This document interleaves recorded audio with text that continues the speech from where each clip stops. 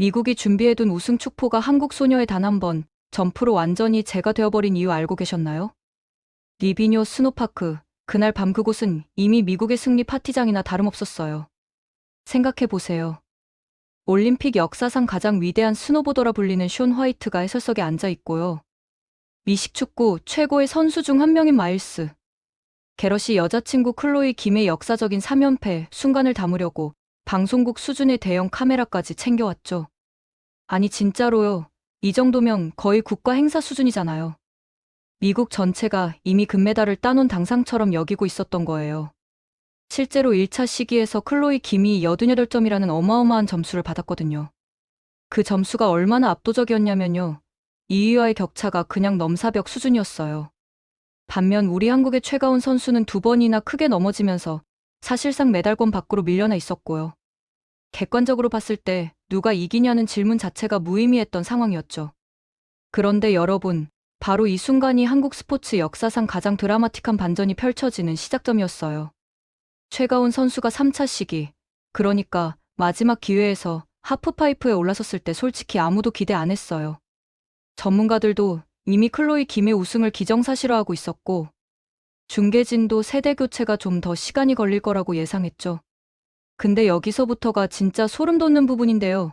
최가운 선수가 하프파이프에 진입하는 순간부터 뭔가 달랐어요. 첫 번째 에어리얼 트릭에서부터 관중석이 술렁이기 시작했고요. 두 번째 회전에서는 완전히 폭발적인 환호성이 터져 나왔죠. 그리고 마지막 착지를 완벽하게 마친 순간 전광판에 90.25라는 숫자가 떴는데 이게 뭐냐면요. 클로이 김의 88점을 2점 이상 차이로 따돌린 압도적인 점수였던 거예요. 이 순간 미국 중계석의 반응이 정말 압권이었어요. 말 그대로 침묵이 흘렀거든요.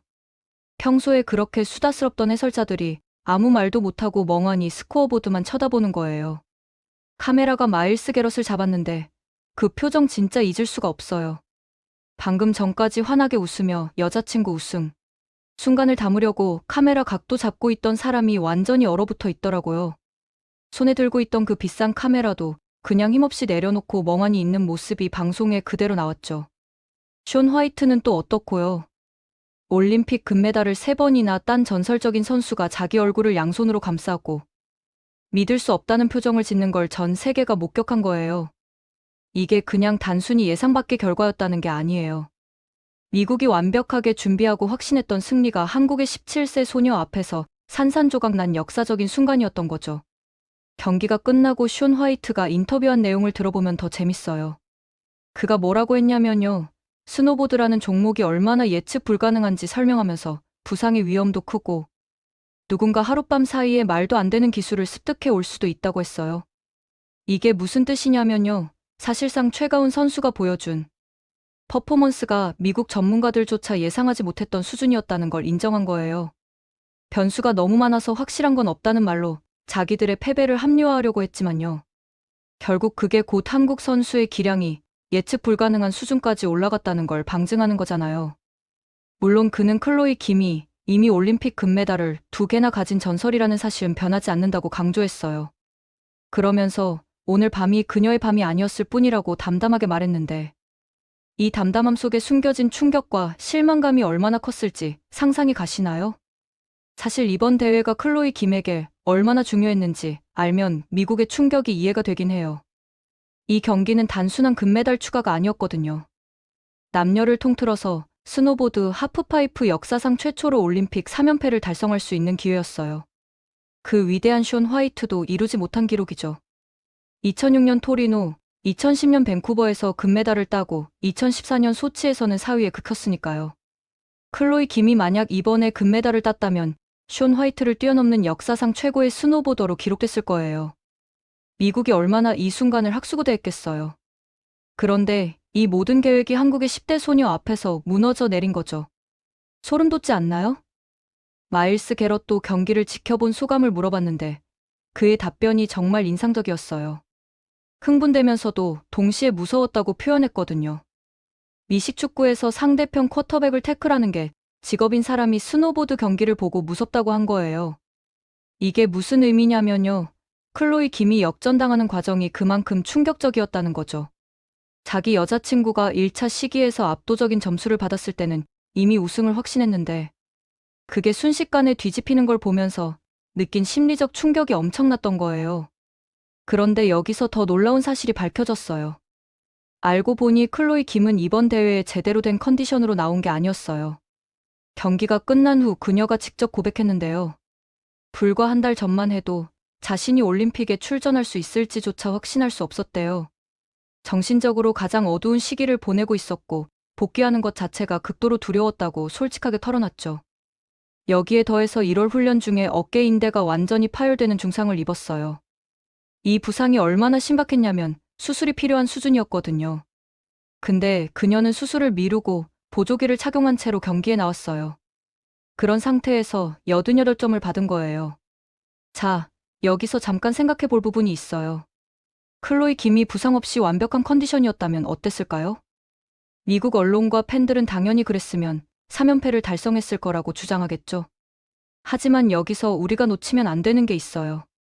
최가운 선수는 클로이 김보다 훨씬 더 악조건에서 경기했다는 거예요. 1차 시기에서 크게 넘어졌고요.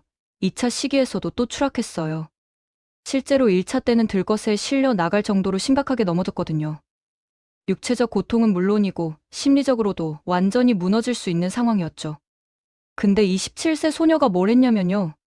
3차 시기에 나와서 그 모든 트라우마를 극복하고 시즌 최고점을 찍어버린 거예요. 이게 얼마나 대단한 건지 설명해 드릴게요. 하프파이프라는 종목 자체가 극한의 정신력을 요구하는 스포츠예요. 높이 6m가 넘는 거대한 유자형 경사면을 왔다 갔다 하면서 공중으로 날아올라 회전하고 착지하는 거거든요. 한 번 실수하면 중상을 입을 수 있는 위험한 종목이에요. 실제로 수많은 선수들이 큰 부상을 당했고요. 그런 상황에서 이미 2번이나 크게 넘어진 선수가 다시 일어나서 완벽한 경기를 펼친다는 게 얼마나 어려운 일인지 아시겠죠? 이건 단순히 기술의 문제가 아니에요. 멘탈의 문제거든요. 클로이 김이 부상을 이유로 될 수 있다면 최가운 선수는 실패의 트라우마를 이유로 될 수 있었어요. 근데 누가 이겼나요? 한국 선수가 이긴 거죠. 더 흥미로운 건 클로이 김이 최가운 선수를 대하는 태도였어요. 패배의 충격 속에서도 그녀는 최가운 선수에게 진심 어린 축하를 보냈거든요. 가온이가 이제 더 이상 어린 선수가 아니라고 말하면서요. 자신이 10년 가까이 지켜본 후배가 이렇게 큰 무대에서 성공하는 모습을 보니 마치 자랑스러운 엄마가 된 것 같다고 표현했어요. 스노보딩의 미래가 좋은 손에 맡겨졌다는 말도 덧붙였죠. 이 장면이 전 세계로 보도되면서 많은 사람들이 감동했어요. 미국 언론들도 이건 진정한 챔피언의 품격이라고 극찬했고요. 근데 여기서 우리가 주목해야 할 게 있어요. 클로이 김의 이런 태도가 단순히 좋은 사람이라서 나온 게 아니라는 거예요. 그녀는 최가운 선수의 실력을 진심으로 인정할 수밖에 없었던 거죠. 실제로 그녀가 한 말을 들어보면 알 수 있어요. 가온이가 경기 중에 엄청나게 크게 넘어졌는데도 불구하고 다시 일어나서 결국 우승해버렸다는 게 정말 놀랍다고 했거든요. 자기가 처음 올림픽 금메달을 땄던 나이에 가온이가 같은 일을 해내는 걸 보면서 세대가 순환하는 느낌을 받았다고도 했고요. 이게 뭐냐면요. 사실상 한국 선수에게 왕관을 넘겨주는 세대 교체를 공식적으로 인정한 거예요. 물론 미국 언론의 반응은 복잡할 수밖에 없었죠. 한편으로는 이번 동계올림픽 최대의 이변이라며 충격에 빠졌지만요. 다른 한편으로는 부상을 딛고 은메달을 차지한 클로이 김의 투지를 칭찬했어요. 팬들도 클로이 김을 위로하면서 이미 증명할 건 다 증명한 선수에게 더 이상 뭘 요구하겠냐며 옹호했고요. 근데 이런 반응들 속에서도 한 가지는 분명했어요. 한국의 최가운 선수가 보여준 경기력이 정말 압도적이었다는 거예요. 그렇지 않았다면 미국 언론이 이렇게까지 큰 충격을 받았겠어요? 재밌는 건 이웃나라 일본의 반응이었어요. 일본 언론들이 이번 경기를 엄청나게 자세히 분석했거든요. 특히 1차 시기에서 들것에 실려 나갈 만큼 크게 다친 선수가 3차 시기에서 완전히 다른 사람처럼 압도적인 퍼포먼스를 보여준 걸 두고 불굴의 정신이라고 표현했어요. 일본의 시미즈 사라 선수도 인터뷰에서 최가운 선수를 정말 존경한다고 말했을 정도니까요. 정신적인 위기를 극복하고 최고의 순간을 만들어낸 게 너무 대단하다고요. 일본이 한국 선수를 이렇게 극찬하는 것 자체가 드문 일인데 그만큼 최가운 선수의 경기가 충격적이었다는 거죠. 뉴욕타임즈의 분석은 더 흥미로웠어요. 그들이 3D 그래픽 기술을 동원해서 두 선수의 경기 영상을 정밀하게 비교 분석했거든요. 그 결과가 뭐였냐면요. 최가운 선수의 점프 최고 높이가 클로이 김보다 약 20cm나 더 높았대요. 20cm가 별거 아닌 것 같지만 하프파이프에서 이 정도 차이는 엄청난 거예요.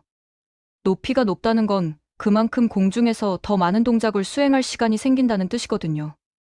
기술의 난이도를 높일 수 있는 여유가 생기는 거죠. 게다가 단순히 높이만의 문제가 아니었어요.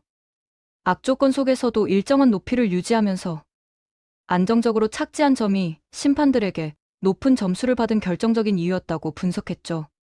이게 얼마나 대단한 건지 설명해 드릴게요. 하프파이프에서 일관성을 유지하는 게 가장 어려운 부분이에요. 매 턴마다 속도가 달라지고 각도가 변하거든요. 그런 상황에서 정확히 같은 높이로 점프하고 같은 품질의 기술을 구사하는 건 최상급 선수들도 힘들어해요. 근데 최가운 선수는 1, 2차에서 실패했음에도 불구하고 3차에서는 거의 로봇처럼 정확하게 모든 동작을 수행한 거예요. 이건 엄청난 집중력과 기술력을 동시에 보여주는 거죠. 최가운 선수 본인의 인터뷰도 정말 인상적이었어요. 그녀가 뭐라고 했냐면요.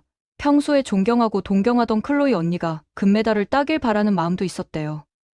그래서 이겨서 기쁘기도 하지만 한편으로는 미안한 마음도 든다고 솔직하게 말했죠. 17세 소녀의 입에서 나온 이 성숙한 발언에 외신들이 깜짝 놀랐어요. 보통 10대 선수들은 우승의 기쁨에 도취되거나 상대방을 의식하지 않는 경우가 많거든요. 근데 최가운 선수는 자신이 존경하는 선배를 이긴 것에 대한 복잡한 감정을 숨기지 않고 표현한 거예요.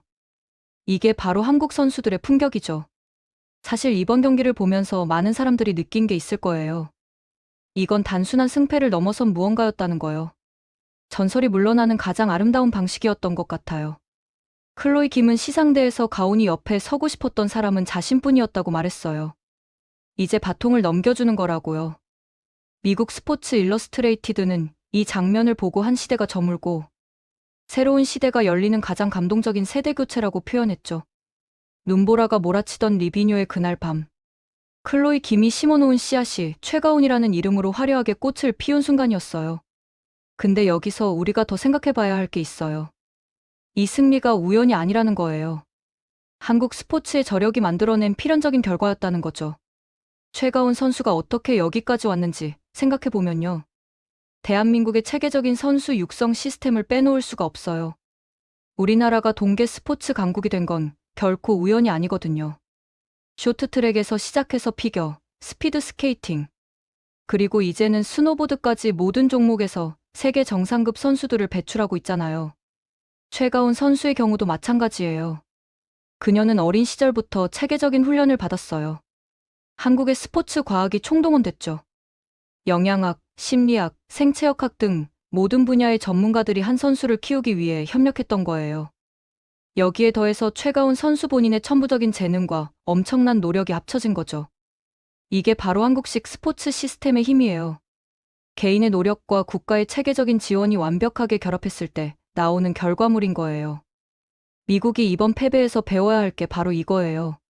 그들은 클로이 김이라는 슈퍼스타 한 명에게 너무 의존했어요. 물론 클로이 김은 대단한 선수죠.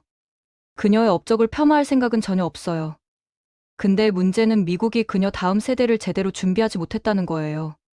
한국은 달랐어요. 최가온 선수만이 아니라 그 밑으로도 수많은 유망주들이 줄줄이 대기하고 있거든요. 이게 바로 시스템의 차이예요. 생각해보세요. 미국은 자국에서 열리는 올림픽도 아니고 스노보드라는 자신들이 전통적으로 강한 종목에서 한국한테 금메달을 뺏긴 거예요. 이게 얼마나 충격적인 일인지 아시겠죠? 미국 입장에서는 자존심이 많이 상했을 거예요. 특히 올림픽 3연패라는 역사적인 순간을 눈앞에서 놓친 거니까요. 근데 이게 단순히 미국의 실패라기보다는 한국의 성공으로 봐야 해요. 우리가 그만큼 강해진 거죠. 실제로 최가온 선수가 받은 90.25점이라는 점수가 얼마나 대단한 건지 설명해 드릴게요. 이 점수는 그냥 높은 점수가 아니에요. 시즌 최고 점수였거든요. 전 세계 모든 대회를 통틀어서 그 시즌에 나온 점수 중에 가장 높은 점수였던 거예요. 이게 의미하는 바가 뭐냐면요. 최가온 선수가 가장 중요한 순간에 자신의 최고 기량을 발휘했다는 거죠. 이건 우연이 아니에요. 빅매치에 강한 멘탈을 가진 선수라는 증거예요. 여기서 한 가지 더 재밌는 걸 알려드릴게요. 최가온 선수가 사용한 기술들의 난이도를 분석해보면요. 클로이 김보다 훨씬 더 어려운 기술들을 구사했어요. 특히 마지막 점프에서 시도한 1080도 회전은 여자 하프파이프에서 구사하기 정말 어려운 기술이거든요. 남자 선수들도 실패하는 경우가 많은데 최가온 선수는 그걸 완벽하게 성공시킨 거예요. 그것도 올림픽 결승전이라는 최고의 압박 상황에서요. 이게 얼마나 대단한 건지 비유를 들어 설명해 드릴게요. 축구로 치면 월드컵 결승전에서 50m 밖에서 때린 슈팅이 골키퍼의 손도 못 대고 들어간 것과 같아요. 야구로 치면 9회 말 풀카운트에서 던진 공이 코너에 정확하게 박힌 거죠. 농구로 치면 경기 종료 0.1초 전에 던진 하프코트 슛이 들어간 거고요. 이해가 되시나요? 최가온 선수가 해낸 게 바로 그런 수준의 일이었다는 거예요. 그리고 여기서 우리가 놓치면 안 되는 게 또 있어요. 최가온 선수의 나이가 17세라는 거예요. 17세요. 한국 나이로 치면 고등학생이에요. 대학 입시 준비하는 나이에 올림픽 금메달을 딴 거죠. 이게 얼마나 놀라운 일인지 감이 안 오실 수도 있는데요. 스포츠 역사상 10대 나이에 올림픽 금메달을 따는 경우가 그렇게 많지 않아요. 특히 동계올림픽에서는 더더욱 드물죠. 왜냐하면 동계 스포츠는 경험이 매우 중요한 종목들이 많거든요. 설상 종목 같은 경우는 눈의 상태를 읽는 능력, 기상 조건에 따른 전략 변화, 이런 것들이 다 경험에서 나오는 거니까요. 근데 최가온 선수는 그런 경험의 부족을 뛰어난 재능과 멘탈로 극복한 거예요. 앞으로 얼마나 더 성장할지 상상이 안 가죠. 지금도 이 정도인데 몇 년 후에는 어떻게 될까요? 아마 스노보드 하프파이프 역사상 가장 위대한 선수가 될 가능성이 충분해요. 이미 올림픽 금메달리스트가 됐으니까 다음 목표는 세계 선수권 대회 석권, 그 다음은 올림픽 2연패. 그리고 궁극적으로는 올림픽 3연패를 노릴 수 있는 거죠. 생각해보세요. 클로이 김이 이루지 못한 올림픽 3연패를 최가온 선수가 달성할 수도 있다는 거예요. 지금 17세니까 다음 올림픽 때는 21세, 그 다음은 25세예요. 선수로서 전성기를 맞이하는 나이죠. 신체적으로도 정신적으로도 가장 성숙한 시기에 올림픽을 맞이할 수 있는 거예요. 이게 얼마나 무서운 시나리오인지 아시겠어요? 한국이 스노보드 하프파이프를 완전히 장악할 수도 있다는 거죠. 미국이 지금 얼마나 긴장하고 있을지 상상이 가시나요? 그들은 이제 한국을 완전히 새로운 시각으로 봐야 해요. 더 이상 동계 스포츠에서 한국을 약자로 볼 수 없는 거죠. 특히 스노보드 같은 서구권이 전통적으로 강했던 종목에서까지 한국이 두각을 나타내기 시작했으니까요. 이건 단순히 한두 명의 뛰어난 선수가 나온 게 아니에요. 한국 스포츠 전체의 수준이 올라간 거예요. 실제로 이번 올림픽에서 한국이 거둔 성과를 보면 놀라워요. 쇼트트랙에서는 당연히 압도적이었고요. 스피드 스케이팅에서도 메달을 따냈죠. 피겨 스케이팅에서는 역대급 퍼포먼스를 보여줬고요. 그리고 이제 스노보드에서까지 금메달이에요. 이게 우연의 연속일까요? 절대 아니죠. 대한민국 스포츠의 전반적인 경쟁력이 세계 최고 수준에 도달했다는 증거예요. 여기서 재밌는 비교를 하나 해볼게요. 올림픽 메달 순위를 보면 보통 인구와 경제력이 큰 나라들이 상위권을 차지하잖아요. 미국, 중국, 러시아, 독일 같은 나라들이요. 근데 한국은 인구도 5천만 명 정도로 그렇게 많지 않고 영토도 좁은 편인데 동계올림픽에서 항상 상위권을 유지해요. 이게 얼마나 대단한 건지 아시겠어요? 인구 대비, 영토 대비로 환산하면 한국의 효율성이 압도적이에요. 이게 가능한 이유가 뭘까요? 바로 시스템이에요.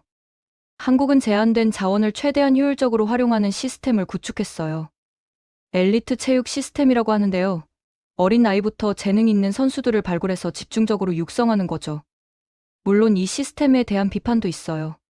학습권 침해라든지 선수들의 인권 문제라든지 이런 부분들은 분명히 개선되어야 해요. 근데 순수하게 경기력 향상이라는 측면에서만 보면 이 시스템이 엄청나게 효과적이라는 건 부정할 수 없어요. 최가온 선수도 이 시스템의 산물이에요. 그녀는 어린 시절부터 스노보드에 집중할 수 있는 환경을 제공받았고요. 최고의 코치진과 훈련 시설을 이용할 수 있었죠. 여기에 본인의 노력이 더해진 거예요. 이게 바로 한국 스포츠의 공식이죠. 시스템과 개인의 노력이 만나서 세계 최고를 만들어내는 거예요. 그런데 이제는 여기서 한 걸음 더 나아가야 할 때예요. 최가온 선수의 성공이 단순히 메달 하나 따는 것으로 끝나면 안 되거든요. 이걸 계기로 더 많은 아이들이 동계 스포츠에 관심을 가지고 도전할 수 있어야 해요. 스노보드가 한국에서 더 대중화되어야 하고요. 그러려면 인프라가 더 확충되어야 하죠. 스키장이 더 많아져야 하고 훈련 시설도 더 좋아져야 해요. 다행히 한국 정부와 체육계에서 이런 부분들을 인식하고 있는 것 같아요.